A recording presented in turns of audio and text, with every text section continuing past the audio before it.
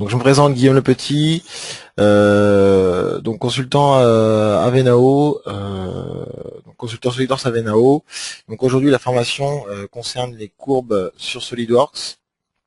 Donc au niveau du programme, on va d'abord voir qu'est-ce qu'on peut faire avec les courbes au niveau de SolidWorks. On va ensuite découvrir les différents types de courbes. Donc on aura l'hélice et la spirale dans un premier temps, la courbe projetée par la suite, et la courbe composite. Donc on verra plus en détail qu'est-ce que c'est. La courbe passant par des coordonnées x, y, z. Et enfin la ligne de séparation. Et on finira par une série de questions. Donc ici, qu'est-ce qu'on peut faire? On va pouvoir en fait diviser une face en plusieurs éléments ou plusieurs faces. On va pouvoir obtenir une courbe 3D à partir de deux esquisses 2D. Donc du coup, avec les deux esquisses 2D, ça nous permettra de plus facilement créer cette courbe. On va pouvoir dessiner une hélice ou une spirale. Donc c'est le genre d'exemple qu'on a ici sur le côté à droite. On va pouvoir créer une courbe dans l'espace à partir d'un tableau.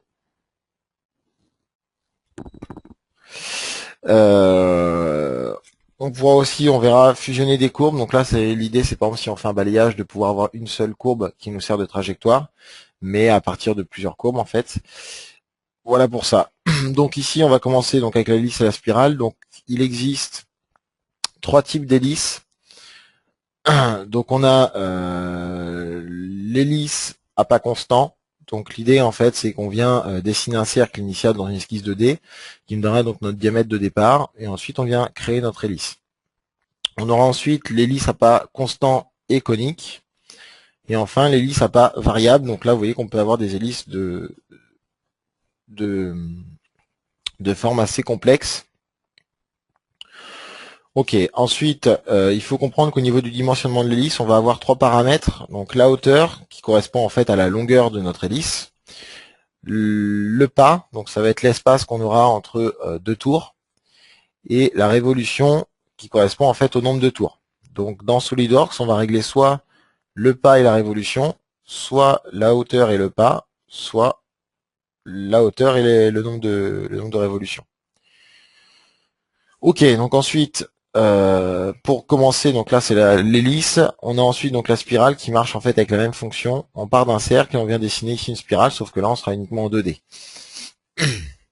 Voilà, donc je vais vous faire quelques exemples. Donc hop, on va passer sur SolidWorks. Donc là, si j'ouvre un nouveau fichier pièces, je vais pouvoir dessiner donc un cercle.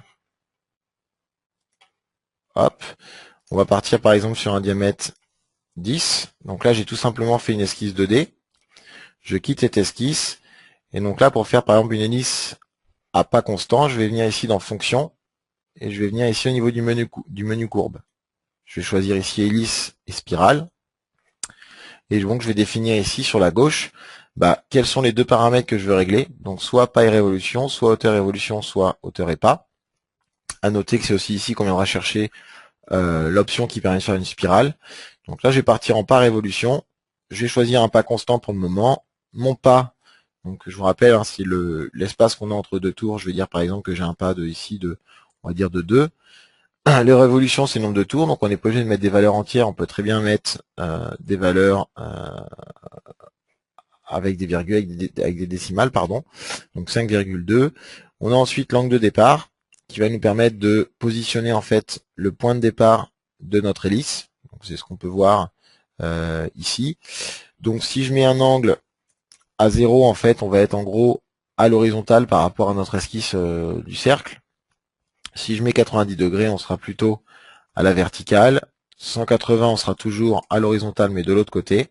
Et 270, on sera encore à la verticale, mais en dessous, au lieu d'être en haut.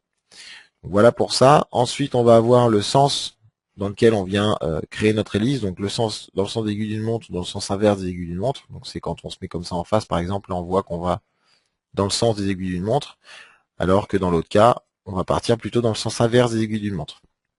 Voilà pour ça.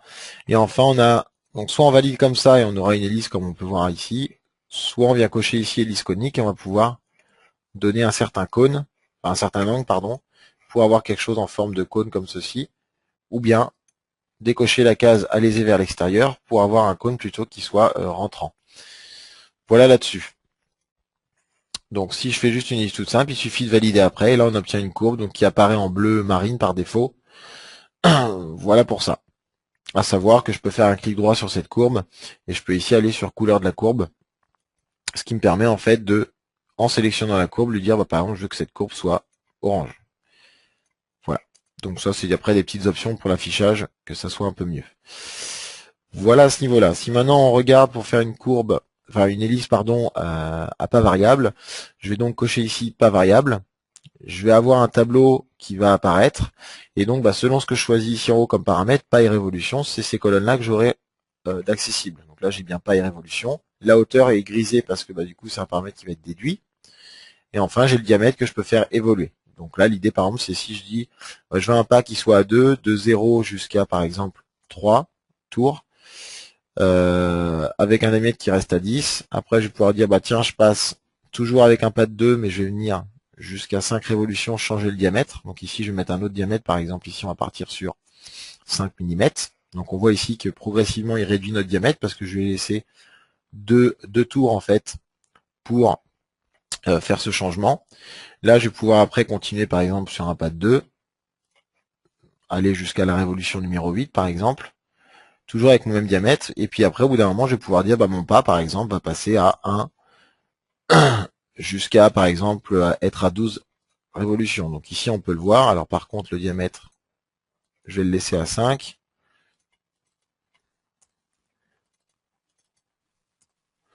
Voilà.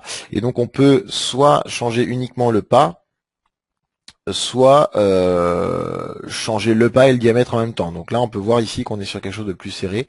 Contrairement à ici, on est sur un pas plus grand. Voilà là-dessus. Donc rien ne vous empêche après de réaugmenter en fait le diamètre au fur et à mesure. En tout cas, voilà tout ce qu'on peut faire. L'angle de départ c'est comme tout à l'heure, et le sens de parcours c'est également comme tout à l'heure. Voilà. Inverser les directions, pour info, ça vous sert juste à faire partir les listes d'un côté ou de l'autre de votre plan d'esquisse, le plan sur lequel on a fait notre cercle initial. Voilà pour ça. Donc ensuite, si j'enlève cette hélice, je vais pouvoir utiliser cette esquisse, donc toujours un cercle, pour aller faire ce qu'on appelle la spirale. Donc là, si je prends dans les options ici, la spirale, ce que j'ai à régler, c'est le pas, donc c'est en gros de combien je m'écarte de mon diamètre initial pour chaque tour. On a après inversé la direction pour aller soit en extérieur, soit en intérieur. Et on donne ici après un nombre de tours, ainsi que toujours pareil, l'angle de départ. Là par contre, vous n'avez qu'un type de réglage pour faire une hélice.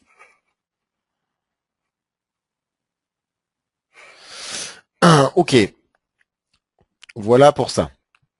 Donc là, si je valide, je vais obtenir donc ma spirale, mais je vais être uniquement en 2D, donc uniquement dans mon plan. Voilà, et du coup, c'est une courbe qui peut vous servir par exemple à faire un balayage. Donc elle peut vous servir de trajectoire pour votre balayage. Voilà pour tout ce qui est hélice. Hop, donc si vous avez des questions, n'hésitez pas à les noter, et j'y répondrai en fait à la fin de cette présentation. Donc si on revient à notre diaporama, donc là c'était pour l'hélice à spirale. Si maintenant on passe à la courbe projetée, donc on va avoir deux types de projections. La projection où on vient en fait projeter une esquisse sur une ou plusieurs faces. Donc on va d'abord voir cet exemple. Donc l'idée, donc là j'ai fait des fichiers en fait prédéfinis. Donc là si je prends, pas celle-là pardon, si j'ouvre le fichier qui va bien, hop. Donc j'ai exactement la même chose que vous venez de voir dans le PowerPoint. Et donc là l'idée c'est que j'ai décalé un plan comme ça par rapport au plan de dessus ici. Je suis venu dessiner une esquisse sur ce plan. Et maintenant je vais vouloir projeter cette esquisse sur mes différentes faces qui sont ici en dessous. Donc je vais aller dans fonction, toujours dans le menu courbe, et je vais prendre ici ce qui s'appelle courbe projetée. Le principe, c'est que vous avez deux types de courbes. Donc nous, dans ce cas-là, on veut projeter une esquisse sur des faces. Donc on va se mettre ici, esquisse sur face. Dans la case bleue, il me demande de sélectionner l'esquisse. Donc rien de plus simple, je viens sélectionner mon esquisse. Et ensuite, dans la case rouge, je vais choisir les faces sur lesquelles je veux projeter. Donc soit, je prends que cette face-là. Alors là, on voit rien apparaître parce que si vous regardez bien ici, on a une flèche grise qui nous indique dans quel sens on projette par rapport au plan. Donc là, par exemple, je vais cliquer sur ma flèche pour venir inverser ma direction. Donc là, on voit bien qu'il projette en jaune mon esquisse, mais uniquement sur la face que j'ai sélectionnée. Si je vais rajouter par exemple cette face, il va également projeter la partie supplémentaire sur cette face. Voilà pour ça. Et donc du coup, dès que je valide, j'obtiens en fait une courbe qui peut encore une fois me servir de trajectoire pour le balayage ou me servir à d'autres choses.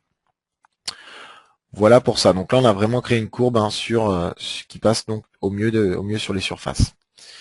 Voilà pour ça. Bien sûr, si je me mets en vue de dessus, mon contour d'esquisse suit bien. D'accord, il n'y a pas de déformation, on est bien pile poil par rapport au contour d'esquisse. Donc voilà pour ça. Ensuite, si hop, on revient ici, donc je vais avoir après une autre fonction de courbe projetée. Donc là, c'est l'idée de faire deux esquisses 2D. Donc une par exemple sur le plan de face et une sur le plan de dessus. Donc c'est ce que vous voyez en vert et en rouge. Donc on a dessiné deux esquisses et avec l'outil courbe projetée, on va pouvoir trouver en fait la courbe qui correspond à l'intersection de ces deux esquisses. Donc il faut imaginer qu'on vient créer comme une espèce de surface extrudée en partant de l'esquisse, de chaque esquisse, et l'intersection de ces deux surfaces va nous créer la courbe. Donc je vais vous montrer un exemple sur SolidWorks. Donc ici, j'ai mon fichier. Donc je vais sélectionner ma première, pour vous montrer vraiment ce qui se passe, je vais prendre la première courbe. Donc en gros, SolidWorks, quand on utilise la fonction courbe projetée, en gros, il va faire comme si qu'il faisait une surface extrudée donc de mon esquisse. Et il va faire après pareil avec l'autre esquisse. On va donc avoir une surface extrudée, là dans ce cas-là, qui partira dans les deux sens. Et donc l'intersection en fait de ces deux surfaces va me créer la courbe finale. Donc ça, c'était juste pour vous montrer l'histoire des différentes surfaces. Donc là, je vais les mettre de façon à ce qu'elles soient transparentes. Et je vais venir ici dans fonction, ici dans courbe, et je vais prendre encore une fois courbe projetée. Je vais choisir ici esquisse sur esquisse. Donc je vais dire je projette cette esquisse et cette esquisse donc entre elles. Et là, vous voyez bien en fait qu'en vue de dessus, je suis bien sur mon esquisse initiale. Et en vue de côté, je suis bien sur l'esquisse, la seconde esquisse. Voilà, et l'intersection qu'on a en jaune donc, correspond bien à l'intersection des deux surfaces que j'ai créées initialement. Pour info, les deux surfaces que j'ai créées là, donc les deux esquisses que j'ai créées ici, en fait, sont les deux surfaces pardon que j'ai créées ici sont à titre juste pour vous expliquer comment ça se passe. Vous n'avez pas vous à créer ces deux surfaces là. Voilà. Donc voilà en gros. Donc l'idée, pour résumer, c'est vraiment d'avoir deux esquisses qui sont en fait des projections, d'accord, sur différents plans. Et ensuite, vous venez chercher la fonction courbe projetée. Donc je le refais parce qu'apparemment j'étais un peu vite. Donc si je viens dans fonction, je vais pouvoir ici aller dans courbe. Je vais pouvoir choisir courbe projetée. Et ici, je vais pouvoir dire dans le menu qui est sur le côté ici, je vais pouvoir choisir, je veux projeter deux esquisses entre elles. Donc je choisis esquisse sur esquisse. Je sélectionne la première esquisse. Je sélectionne la deuxième esquisse. Et j'ai bien la projection des deux esquisses qui me donne la courbe qu'on voit apparaître en jaune. Donc après, j'ai plus qu'à valider et j'obtiens bien ma courbe. Les deux esquisses, après, une fois que vous les aurez utilisées, seront automatiquement cachées. Ici, elles restent apparentes parce que j'ai demandé à ce qu'elles apparaissent pour la démonstration. Mais après, il suffit par exemple d'aller ici dans la courbe et je vais pouvoir ici, avec le petit menu, vous voyez qu'on active par les petites flèches ici en haut, je vais pouvoir cacher mes esquisses. Mais ça, normalement, c'est quelque chose qui se fait encore une fois automatiquement, vous n'avez pas à le faire. Et donc à la fin, vous obtiendrez bien donc cette courbe-là, qui peut nous permettre, du coup, si je fais par exemple,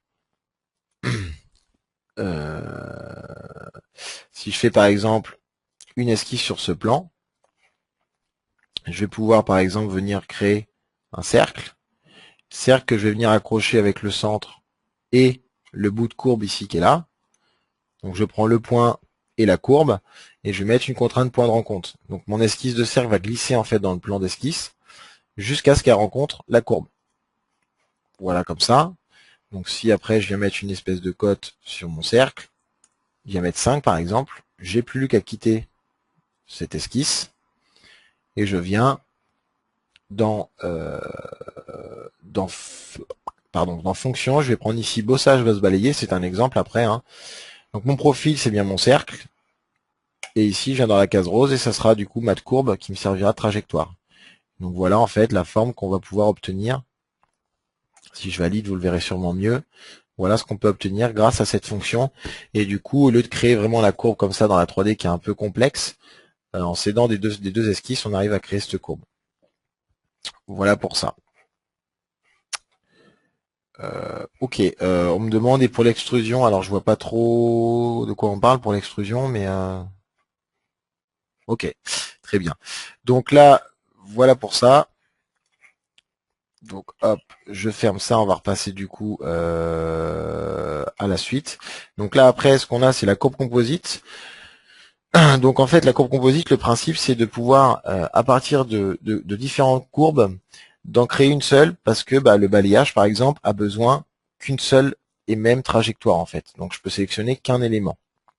Donc l'idée, ça va être de venir faire en sorte qu'on ait qu'une seule courbe à partir de soit des esquisses 2D, soit des esquisses 3D, soit des courbes à partir de différents éléments. Donc là, je vous présente un peu l'exemple. Ici, j'ai créé en fait cette espèce, enfin ce que vous avez là à l'écran. Donc ça a été créé en trois parties. D'abord une courbe projetée qu'on voit apparaître en bleu. Ensuite une courbe, enfin une hélice qu'on voit apparaître en vert, excusez-moi. Et enfin une esquisse 3D qu'on voit apparaître en rouge. Donc la condition par contre pour que ça marche, il faut que toutes ces courbes soient bien raccordées. C'est-à-dire qu'ici, il faut bien qu'on soit raccordé entre la rouge et la verte. Entre la verte et la bleue, il faut également qu'on soit bien raccordé. S'il y a le moindre jour, la courbe composite ne fonctionnera pas. Voilà, donc je vais vous montrer, du coup, une fois qu'on a fait la courbe composite, voilà ce qu'on obtient. On obtient une seule et même courbe, du coup, qui s'appuie sur nos trois courbes initiales. Voilà, donc on va voir comment ça marche. Et donc ici, je vous rappelle, hein, ici, attention, on ne doit pas avoir de discontinuité pour que la fonction marche comme il faut. Donc on va aller voir sur SolidWorks comment ça peut se passer. Donc, je vais ouvrir le fichier qui va nous permettre de faire ça. Donc c'est exactement le même exemple qu'il y a dans le livre. Donc on voit ici dans l'arbre que j'ai créé une esquisse 3D, un plan pour pouvoir en fait dessiner le cercle qui me permettra de faire mon hélice, et enfin une courbe projetée pour avoir le petit raccordement ici. Donc comment on a fait la courbe projetée? On s'est mis dans cette vue là dans un plan d'esquisse, on a fait en fait un arc de cercle, et on s'est mis dans cette vue là, et on a dessiné une forme avec une ligne droite, un arc de cercle, une ligne droite. Et du coup, comme ce que je vous ai montré tout à l'heure, la courbe projetée nous a permis d'avoir cette courbe bleue qui a une forme assez complexe dans l'espace, et du coup avec ces deux esquisses 2D on a réussi à simplifier le travail qu'il y avait pour créer cette courbe. Voilà, donc ici on a deux esquisses, trois bouts de courbe. Pour fusionner tout ça, on va aller dans fonction. Je vais prendre courbe ici et courbe composite, et je vais sélectionner en fait mon esquisse 3D, ma courbe ici qui correspond en fait à l'hélice, et enfin la courbe qui correspond à la courbe projetée. Donc j'ai bien ici trois éléments sur le menu à gauche. Et donc si je valide, si SolidWorks ne vous met aucun message, c'est que les courbes sont bien raccordées les unes par rapport aux autres. Si vous met un message, et ben c'est parce qu'il y a à un endroit, il y a une discontinuité qui existe. Et du coup, SolidWorks n'arrive pas à raccorder tout ça en une seule courbe. Bon, ça semble normalement assez logique. Dans l'arbre, qu'est-ce qui s'est passé? On a ici du coup courbe composite. Et maintenant, quand je déploie, je vais retrouver mon esquisse 3D, mon hélice spirale et ma courbe projetée. Et si en plus à chaque fois je déploie, pour l'hélice spirale, je vais retrouver l'esquisse du cercle, et pour la courbe, j'ai retrouvé les deux esquisses qui ont permis de créer cette courbe projetée.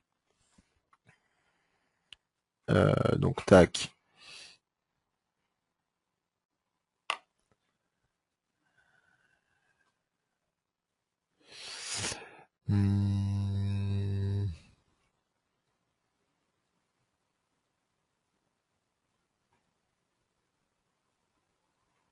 Alors j'ai plusieurs questions, on va essayer de... Il y a Maxime qui a demandé pour le bossage, c'est aussi possible d'être en ligne de construction, donc si la question c'est pour ici au niveau de la courbe faire la trajectoire en ligne de construction, normalement le balayage demande qu'on ait vraiment une comment dire, une courbe mais sans en très plein quoi. Donc normalement la ligne de construction ne marche pas si on veut s'en servir comme trajectoire. Donc, je ne sais pas si ça répond à la question ou pas, mais l'idée est là en tout cas. Ensuite j'ai une autre question, donc comment fait-on pour aligner les deux plans d'esquisse, vue de dessus et droite par exemple? Est-ce que je pourrais avoir des précisions? Parce que là je vois pas trop l'idée en fait.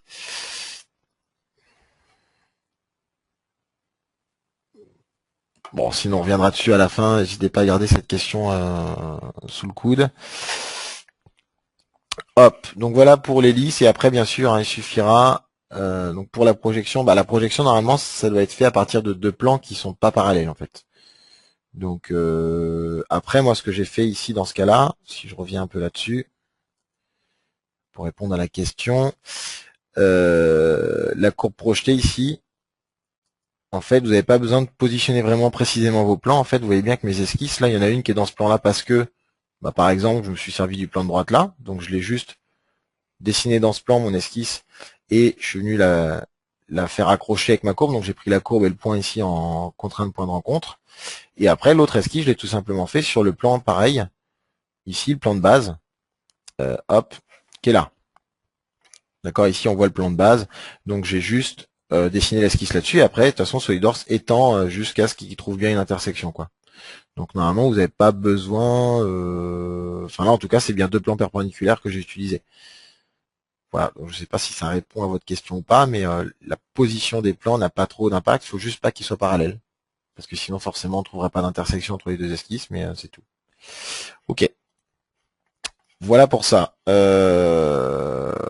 Ok, c'est tout ce qu'il y a à dire sur la courbe composite. Ce que je peux vous montrer par contre, c'est qu'est-ce qui se passe si jamais on a un point par exemple qui n'est pas raccordé. Donc là je viens de modifier mon esquisse pour qu'on ait vraiment un jour entre nos courbes.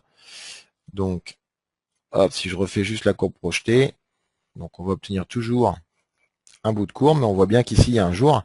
Et donc à ce niveau-là, si je commence à faire une courbe composite, donc toujours dans fonction courbe, je vais chercher dans mon menu, je dis entre ça, ça et ça.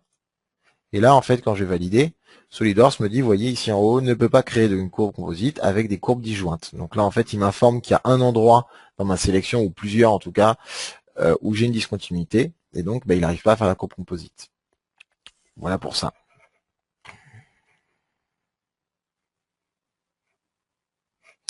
Alors, la courbe projetée, en fait, on va me poser une question, en fait, est-ce qu'on peut avoir plus de deux plans? Normalement, ça ne marche pas avec plus de deux plans. Donc, on peut essayer si vous le souhaitez. On va faire ici, par exemple, une esquisse comme ça.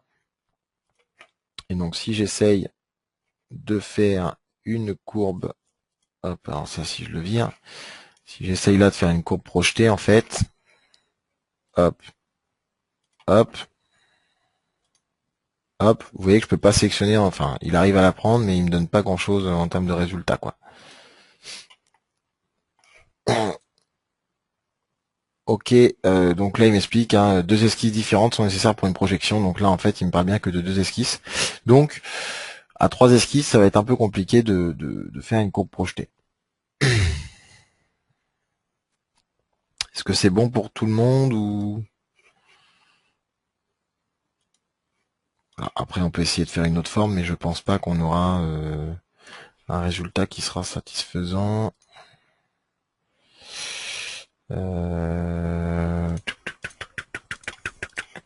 Si je fais ça...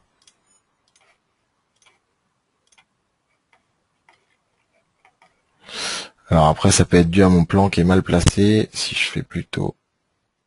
On va essayer autrement, mais...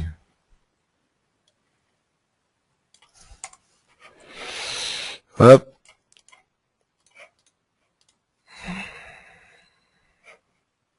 Donc j'ai décalé mon esquisse en fait dans un autre plan, mais logiquement vu que ça en fait il part perpendiculairement, ça perpendiculairement, il n'arrivera pas à trouver l'intersection avec ça. Donc après sinon faut ruser en fait, mais je pense malgré tout qu'on n'arrivera pas à avoir le résultat adéquat. Hop, on peut essayer comme ça. Hop. Donc si je fais ça, hop. Hop. Donc là j'arrive à avoir une intersection. Et si j'essaie de rajouter celle-là, non, il n'y arrive plus. Donc c'est bien qu'avec deux esquisses.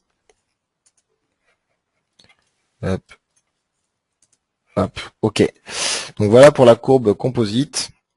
On va revenir donc sur le PowerPoint. On a ensuite la courbe passant par des points X, Y, Z. Donc le principe, c'est de définir en fait via un tableau des points de passage. Donc de façon, voilà, avec ce tableau-là, en fait, on va définir donc tous nos points de passage. et donc SolidWorks va nous créer une courbe qui passe par chacun de ces points. Donc tout ça par rapport à notre repère de base, hein, x, y, z. Et du coup, voilà ce qu'on peut obtenir après, bien sûr en rajoutant un balayage. Mais du coup, je peux faire une courbe vraiment dans l'espace selon les coordonnées de points. Donc on va regarder comment ça se passe et on verra aussi qu'il est possible d'enregistrer ce tableau pour pouvoir, par exemple, le réutiliser une prochaine fois, ou bien en tout cas pour l'extraire par exemple dans Excel ou dans un fichier texte, et du coup pouvoir s'en servir en dehors de SolidWorks. Donc là, si je viens dans SolidWorks, l'idée ça va être tac, tac, tac, tac, tac. Donc là, si je prends ce fichier, donc là bon, c'est juste un fichier vierge, je vais dessiner donc ma courbe. Donc comment ça marche? Je viens dans fonction, toujours dans courbe, je prends ici courbe passant par des points x, y, z. Et là, je vais définir mes différents points de passage. Donc, par exemple, 10. Alors, il faut juste double-cliquer, hein, 10. Là, on peut mettre après, par exemple, 5. Ici, je vais mettre, par exemple, je sais pas, 0. On peut après mettre donc différentes valeurs. Et au fur et à mesure que vous créez tout ça, vous allez avoir normalement la courbe ici en jaune qui apparaît en fait à l'écran. Donc, pour l'instant, j'ai que deux lignes, donc c'est un peu pas très évident, mais voilà, donc vous avez le droit aux valeurs négatives, aux valeurs positives. Enfin là, on est assez libre là-dessus. Si je me mets après à x40 par exemple, y100 et z, on va aller par exemple à -50. Hop, voilà. Et donc là, si je fais, si je veux enregistrer mon tableau, je vais pouvoir faire ici enregistrer sous.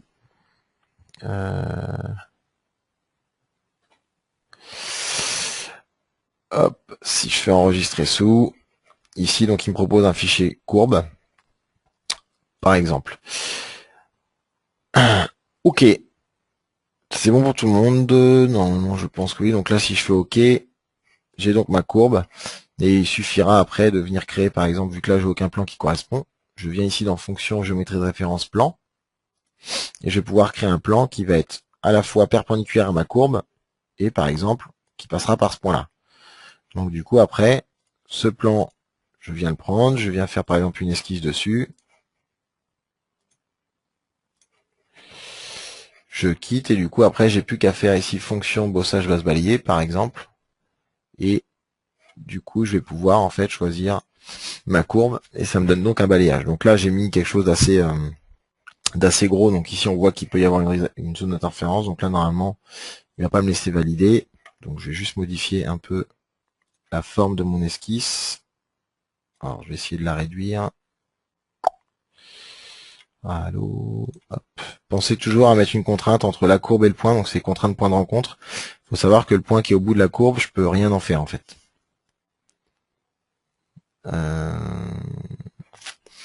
Voilà pour ça. Donc là, pensez à ce genre de contrainte. Hein. Donc il suffit de prendre la courbe et le point d'esquisse, hein.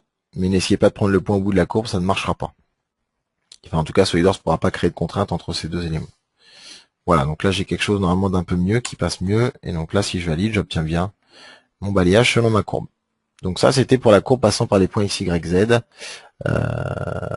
Voilà à ce niveau-là. Donc là, petite correction par contre, au niveau de la courbe, on peut l'enregistrer en fait, mais pas dans un format autre que celui-là proposé par SolidWorks. Donc ça veut dire que ce sera juste un fichier qu'on pourra réutiliser pour avoir la même courbe sur un autre fichier, mais c'est tout. Voilà pour ça. Hop, je reviens à mon diaporama. Donc là, si je passe à la suite, ici on va parler de la ligne de séparation. Donc là, c'est un outil qui vous permet juste de séparer une face en plusieurs faces, mais ça va juste tracer en fait une séparation. Ça va pas créer une courbe dans ce cas-là, ça fera juste comme si on avait deux faces. Donc vous allez avoir plusieurs possibilités. Donc parmi les trois, on a la silhouette. Donc l'idée c'est que j'ai un plan qui existe, qui n'est pas forcément positionné par rapport à la pièce, hein, j'ai juste un plan, et je vais pouvoir lui demander qu'il me crée une intersection, comme on le voit ici. Donc l'idée ici c'est que cette intersection est calculée par rapport à l'endroit où la matière est l'endroit où la pièce est la plus large par défaut, mais après on a un angle en fait sur lequel on va pouvoir jouer pour qu'il aille chercher plutôt une intersection par exemple ici ou une intersection plutôt ici en bas.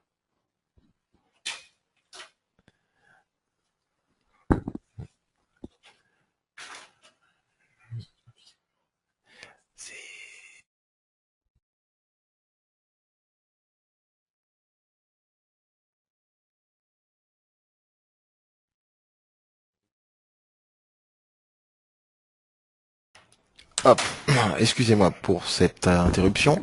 Donc voilà pour ça. Donc on va regarder comment ça marche. Donc l'idée c'est qu'on a hop hop hop ici. Donc j'ai une espèce de pièce qui ressemble un peu à un œuf, on va dire. Et donc grâce à mon plan ici, mon plan de dessus, je vais ici aller dans courbe et je vais choisir l'outil ligne de séparation. Et je vais pouvoir en fait ici dire bah grâce à mon plan, je viens séparer par exemple, alors ça peut être cette face ou une autre, par contre ça marchera pas avec des faces planes. Donc ça marche qu'avec des faces cylindriques, coniques, enfin des faces hautes que planes. Donc là si je mets mon angle à 0 ici, donc la direction toujours important, hein, faut bien choisir la direction. Donc on imagine que mon plan était plutôt positionné au-dessus, il aurait fallu aller dans l'autre sens. Enfin après il faut bien choisir le sens dans lequel on veut chercher la séparation. Et si je valide, voilà ce qui me fait comme séparation. Donc on voit bien qu'il est à l'endroit où il y a le plus de matière qui est coupée en fait. Et donc ça me donne quoi comme résultat? Ça me donne une face là et une autre face ici. Mais c'est tout. Ça, c'est pas une courbe, ça devient une arête en fait. Comme si on avait fait vraiment la pièce en deux parties. Mais on a vraiment que deux faces. Ça reste un seul et même volume pour votre information. Donc si je viens jouer un peu après sur l'angle ici, en rééditant la fonction, si je mets un angle par exemple de 10 degrés, on va voir que notre séparation est légèrement plus éloignée que tout à l'heure. Tout à l'heure, on était plutôt dans cette zone-là. Et donc, plus mon angle va augmenter, plus on va aller vers une zone où il y a de moins en moins de matière. Voilà pour ça. Ensuite, l'autre type de séparation.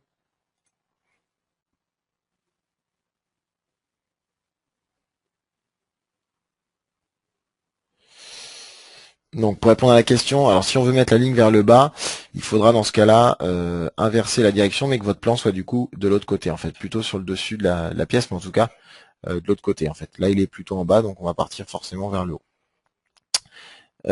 Ensuite, hop, doucement sur les questions, on va peut-on séparer ces deux parties? Là, ça vous crée juste une arête qui sépare les faces, mais vous avez quand même qu'un volume.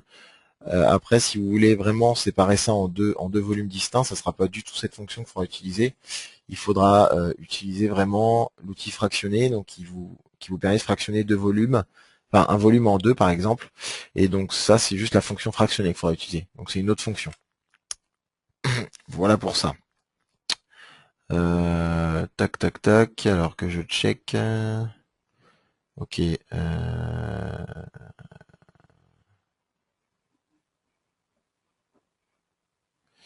Alors j'ai une question qui est revenue, mais bon, j'arrive pas trop à. Donc j'ai sur une question, quand on décale un plan, comment fait-on pour qu'il reste aligné? Par exemple, plan de droit et plan de dessus. Sur une esquisse. Bon, je vais revenir là-dessus, parce que la question, ça fait 2 fois qu'elle revient. Bah, on va répondre à la question après ensemble.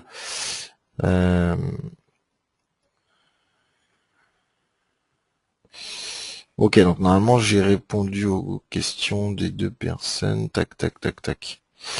Ok, on reviendra sur cette question. Donc on va poursuivre ici.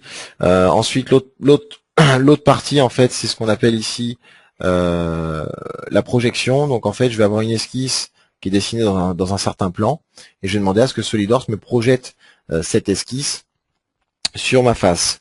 Donc ça ressemble un peu à ce qu'on a vu tout à l'heure avec la courbe projetée, sauf que là, ça va nous créer vraiment des arêtes en fait sur notre face, et non pas de la courbe. Tout à l'heure, on crée une courbe. Voilà. Donc là, on va regarder ça, comment ça marche. Donc l'idée, c'est que si je viens toujours sur le même fichier, par exemple sur mon plan de face, donc on voit bien c'est un plan qui passe au milieu de ma pièce là, mais après peu importe, hein, qu'il soit à l'extérieur ou à l'intérieur, c'est pas gênant. Et donc si je dessine par exemple, donc là je vais mettre une ligne de construction qui va me permettre de venir mettre du texte là-dessus. Donc là sur ma ligne, je clique ici dans les outils d'esquisse sur l'icône A, donc ça permet de mettre du texte. Je vais mettre par exemple voilà, un peu le même exemple. Donc bien sûr, tout ça, cet outil, c'est un autre outil. On peut changer la police et tout ça. Je vais rester là sur des choses basiques. Et donc là, on voit bien que mon texte est au milieu de ma matière, en fait. Et ce que je veux, moi, c'est obtenir ça sur l'extérieur, en fait, de ma pièce. Donc tout ce qu'il y a à faire, c'est, une fois que l'esquisse là est faite, vous venez dans courbe. On choisit ligne de séparation. On va se mettre ici en projection. Et je vais lui dire, ben voilà, je projette, en fait, cette esquisse sur cette face. Alors pour info, il pourrait y avoir plusieurs faces, là j'ai qu'une face, mais on pourrait en avoir plusieurs, il suffit de sélectionner toutes ces faces qui doivent recevoir du coup cette projection. Et vous avez bien sûr après possibilité de dire, soit vous validez comme ça en fait, et du coup on voit bien qu'il va les créer. Hop, on va le laisser faire. Il va bien créer en fait, vous voyez des deux côtés en fait, notre texte. Donc qu'est-ce qu'il a fait? Il a juste séparé en fait pour qu'on ait ici une surface, ici une autre surface, ici encore une autre surface, enfin, etc. En fait, il vient séparer en créant des faces. Si par contre ici je reviens là-dedans et que je mets direction unique, vous avez du coup une flèche qui apparaît pour dire de quel côté on projette. Donc si je veux que d'un côté, c'est ça qu'il faudra utiliser. Et donc voilà ce que j'ai, là je l'ai bien que d'un côté. Voilà pour ça. Et après, ça peut vous permettre par exemple de venir cliquer ici, d'aller ici au niveau des couleurs, vous dites par exemple sur la fonction, et vous lui dites bah sur la fonction, je vais mettre, je sais pas, une couleur rouge par exemple. Ok, alors je l'ai pas fait forcément dans le bon sens, c'est pas exactement ça que je voulais. Hop. Normalement vous prenez, donc au pire vous pouvez prendre les différentes faces, mais normalement juste une devrait suffire. Pourquoi il m'a pas tout pris bien? Hop. Bon, ok.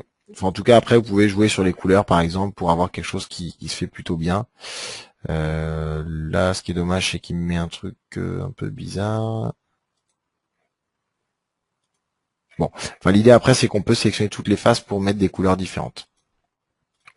Hop, si je fais ça, que je rajoute mes différentes faces.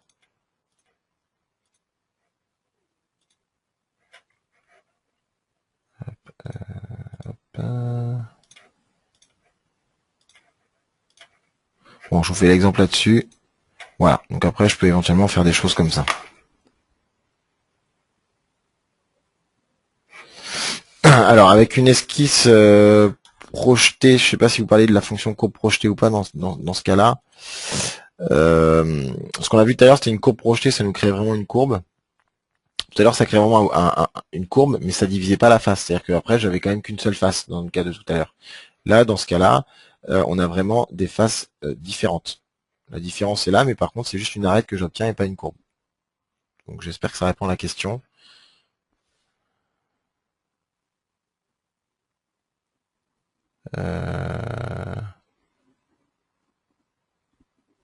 Alors après, il existe effectivement une fonction qui s'appelle enroulement, qui va nous permettre d'avoir le même genre de choses, sauf que là, après, on va pouvoir lui dire, bah soit on trace uniquement, soit on vient rentrer dans la matière, donc ça vient enlever la matière qui correspond à l'écriture en fait, soit on met en relief.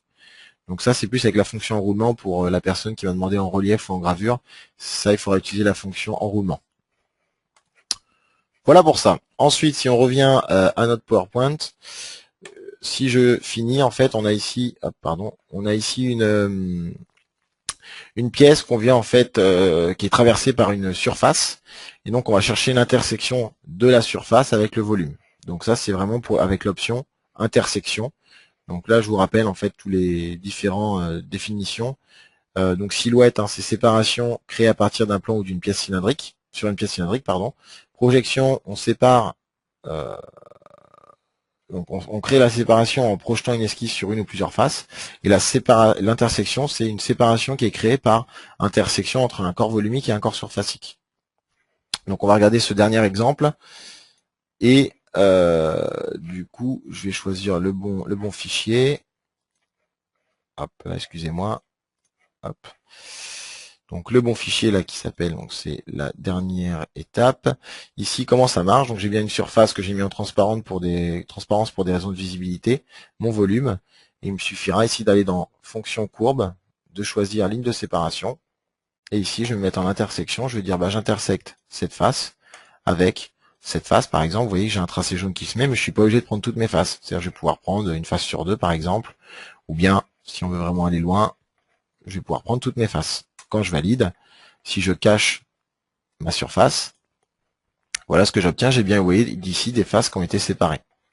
Donc c'est ça l'idée de l'outil ligne de séparation, c'est vraiment d'obtenir en fait des faces distinctes de différentes façons. D'accord. Voilà. Ok. Donc on en arrive normalement aux questions. Donc il y avait une première question que j'ai pas forcément répondu. donc sur une esquisse, quand on décale un plan, comment fait-on pour qu'il reste aligné, par exemple, plan de droite et plan de dessus? Donc j'ai pas trop saisi la question, donc si vous pouvez essayer de m'éclaircir là-dessus.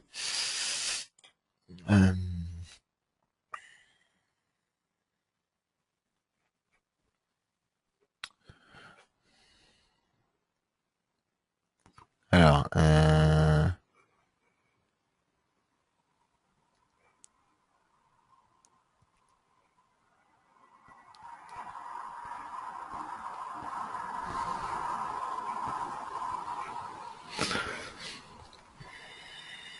ok. Donc pour l'histoire, donc est-ce qu'on peut décaler, je relis ça, pour qu'il reste aligné par exemple au plan de droite et dessus. Donc si vous décalez un plan par rapport au plan de droite ou au plan de dessus, normalement vous avez toujours l'origine en fait qui va être là pour vous repérer par rapport aux autres plans. Alors je sais pas si c'est vraiment ça ou pas la question. Après bon, j'ai une autre question qui est je voulais savoir si on peut faire une ligne de séparation sur une demi-sphère sans que l'esquisse soit déformée, qu'un SolidWorks projette sur la demi-sphère par rapport à une projection, par rapport à un axe, pardon, je voudrais que la projection se fasse par rapport au centre de la sphère. Ok, alors je vais essayer de...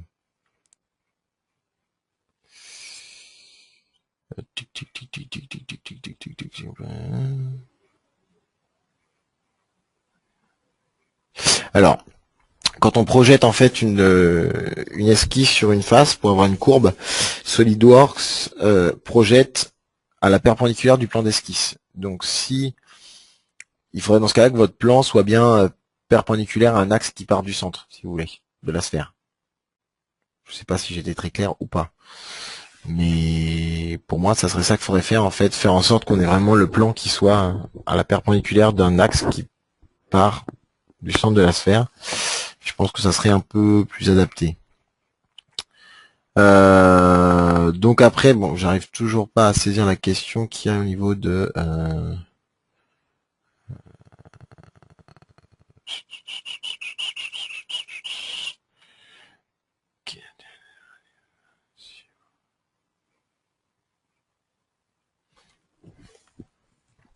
Alors après l'histoire de la ligne de séparation, pour la question qu'on m'a posée là, quel est l'intérêt de séparer des faces si on ne peut pas les séparer en volume? La ligne de séparation, ça sert aussi, en plus de l'histoire de pouvoir mettre différentes couleurs, ça sert aussi en fait quand vous êtes dans le cas du moulage, vous devez indiquer en fait des fois un plan de joint pour séparer les deux côtés en fait du moule, ou vous devez aussi, vous avez possibilité aussi d'utiliser en fait ce qu'on appelle une ligne de joint. Donc ça, si vous pouvez pas, si sur votre pièce vous n'arrivez pas en fait à définir à un endroit donné une ligne, vous pourrez pas en fait créer votre moule. Donc l'idée de la ligne de séparation, c'est vraiment d'avoir des faces distinctes de chaque côté en fait. Et donc en moulage par exemple, c'est aussi un outil qui est très utilisé.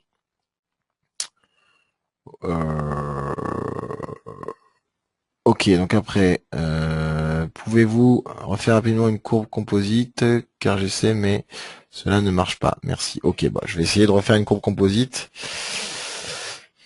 Hop, donc l'idée, tac, tac. Donc je crée par exemple une esquisse 2D dans lequel je mets une certaine courbe. Ou alors ça peut être du trait droit, ça peut être de l'arrondi, ça peut être différentes choses. Je viens après par exemple créer un plan, hop, au bout de cette courbe. Donc hop, je viens sur ce plan dessiner un cercle pour pouvoir faire donc par exemple une hélice. Ouais, alors là ça va être un peu pas trop adapté, mais bon c'est pas grave. Hop. Hop, après mettons ici je pars donc dans fonction hélice. Je dessine donc mon hélice. Hop, avec un certain paramétrage en se mettant pas constant pour l'exemple. Hop, Hop, hop, hop, on va mettre un pas de 5. Hop, alors là j'ai loupé parce que j'ai pas bien positionné mon point de départ. Donc le point de départ, hop, donc je me mets à 0 en termes d'angle de départ. Voilà, donc là j'ai bien deux bouts de courbe, et après il va suffire de faire ici courbe composite. Je sélectionne cette courbe, je sélectionne cette courbe, et je viens valider. Et là vous avez bien une seule et même courbe. Donc est-ce que ça répond à la question pour la personne qui n'arrivait pas à faire la courbe composite?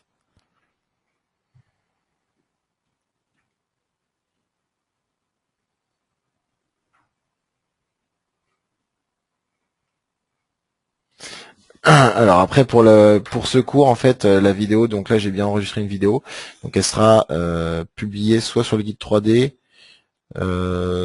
soit via YouTube en fait, mais en tout cas effectivement cette vidéo sera publiée en accès libre pour répondre à la question. Voilà, donc il reste juste la question là que j'arrive pas à élucider sur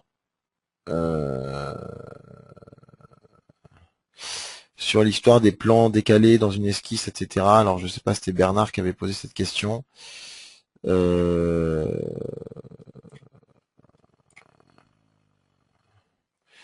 Donc je sais pas si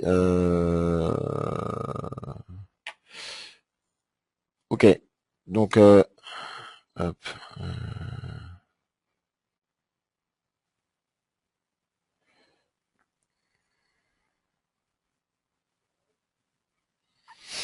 Alors, au niveau, là j'ai une question au niveau du texte que j'ai créé tout à l'heure sur l'espèce d'œuf. Donc on fait une esquisse 2D, ça c'est ok, et après on vient créer une ligne de construction. L'avantage c'est qu'après en fait mon texte va rester accroché à cette ligne de construction, et du coup je vais pouvoir en fait piloter via des cotes la position éventuellement ou la longueur de cette ligne de construction, et mon texte va se mettre à jour en fonction. Par exemple, si vous mettez un cercle, si on veut un texte qui suive justement un arc de cercle, il va falloir forcément avoir une ligne de construction. Donc la ligne de construction, elle sert juste à supporter le texte, entre guillemets, et du coup, c'est aussi un gain de temps quand on veut faire des modifications en termes d'emplacement ou autre. Voilà, donc j'espère avoir répondu à votre question.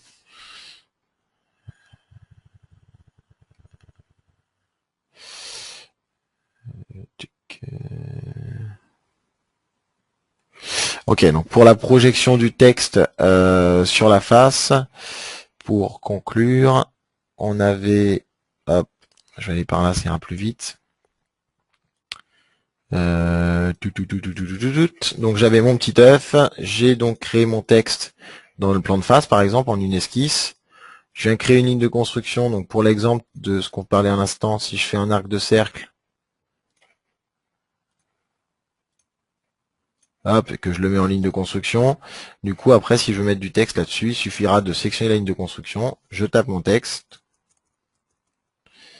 voilà, je valide, et donc bah après juste en faisant varier ma courbe, on voit bien que le texte vient suivre. Donc ça c'était pour l'application de tout à l'heure. Donc une fois que j'ai fait mon esquisse comme ça en texte, j'ai plus qu'à aller dans fonction, courbe et ligne de séparation. Et je viens choisir ici projection, et je dis je projette mon esquisse actuelle sur cette face. S'il y a plusieurs faces, bien sûr, je vais pouvoir sélectionner les différentes faces sur lesquelles je veux projeter mon texte.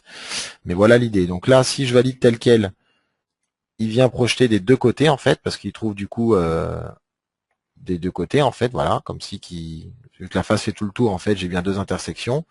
Et sinon, si je veux projeter que d'un côté, je viens ici choisir direction unique, et j'ai une petite flèche qui me permet de dire bah, je projette de ce côté-là ou de ce côté-là.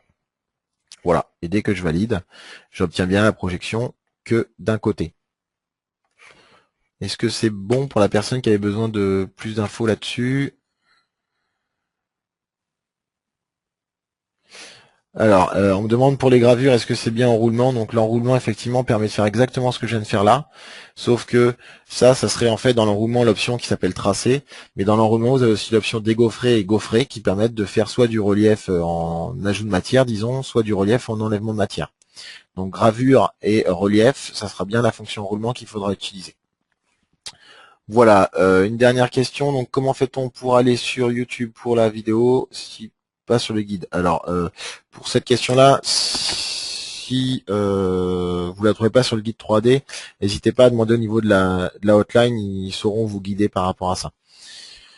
Voilà, donc elle sera pas immédiatement, mais au fur et à mesure on les met en fait. Mais honnêtement, j'ai plus l'info si c'est sur le guide 3D direct ou si c'est sur YouTube.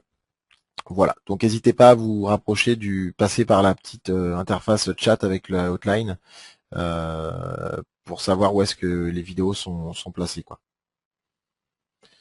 Ok, bah j'espère avoir répondu en tout cas aux questions de tout le monde. Je vous remercie de votre attention et j'espère que cette formation vous a plu et qu'elle pourra vous aider dans vos utilisations de SolidWorks. Voilà, en tout cas, merci de votre attention. Et je vous souhaite bien sûr une bonne journée et je vous dis à bientôt sur le guide 3D. Merci à tous, au revoir.